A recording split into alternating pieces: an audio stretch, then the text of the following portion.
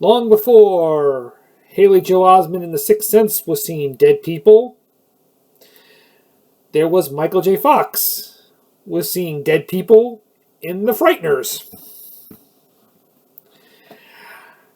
I was actually surprised to find out this was written as a Tales from the Crypt episode. It was actually a big surprise to find that out. Then Robert Zemeckis read it and said, no, make it its own thing.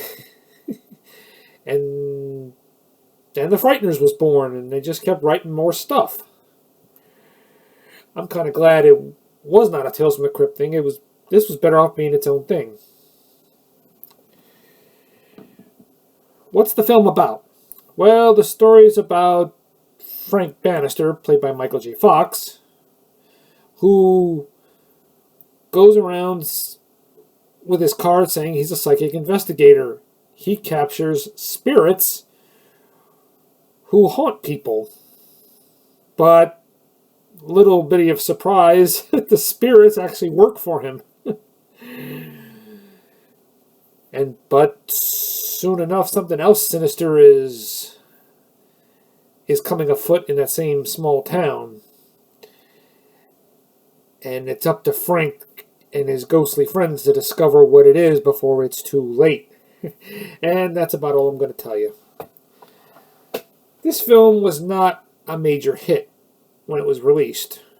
I think on VHS and DVD it gained more of a better following. Mainly because it was released the wrong time of the year. A movie like this should have been released at the time of Halloween, but instead it was released in August of 1996. And I gotta say, I agree. It's a typical horror comedy, like Ghostbusters, except it goes darker than Ghostbusters ever wished they could go. Heck, they almost got a PG-13 rating till they decided to add more gore to it. So they really wanted an R for this movie. Michael J. Fox is pretty good as Frank Bannister. Well, the reason why he can see ghosts is not because he was born with the ability, that he was in a car. He says he was in a car accident and it just kind of altered his perception.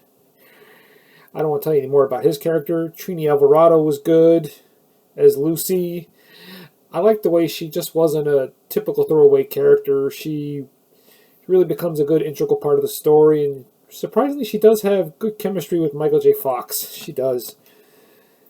I think she kind of quit acting. I haven't seen much from her for a good while. But she was good too. So was Jeffrey Combs as Milton Dammers, the over-the-top eccentric FBI agent. Oh man, he's just so over the top and animated. I guess that was done on purpose because his character just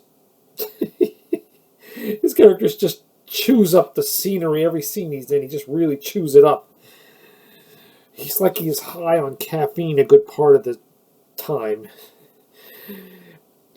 And it was his idea to give himself a Hitler-like haircut just to say that the character's off his meds.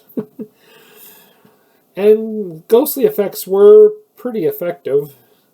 And I like the way this film wasn't trying to be a realistic depiction of ghosts. Not like the movie Ghost with Patrick Swayze. This movie was just trying to be a fun time.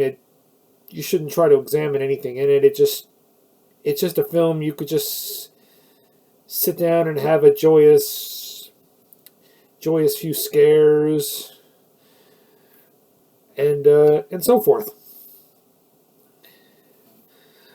And it was well directed by Peter Jackson. Does make it a little appearance in this movie. And I gotta say, the other stars are pretty good. Jake Busey, D. Wallace Stone, and let's not forget Shy McBride as Cyrus, and Jim Fife as Steward. Shy McBride is the 70s stud, and Jim Fife is the 50s nerd who worked for Frank Bannister. I mean, those two just have a great odd couple-like camaraderie with each other. They just really play off each other pretty perfectly. Now I gotta say, The Frighteners is a pretty enjoyable horror comedy. This is definitely not a movie for kids to see. I mean, you want a good ghostly comedy, you'd watch Ghostbusters or Casper, but The Frighteners is definitely not a film for kids. I give it an 8 out of 10. Sayonara.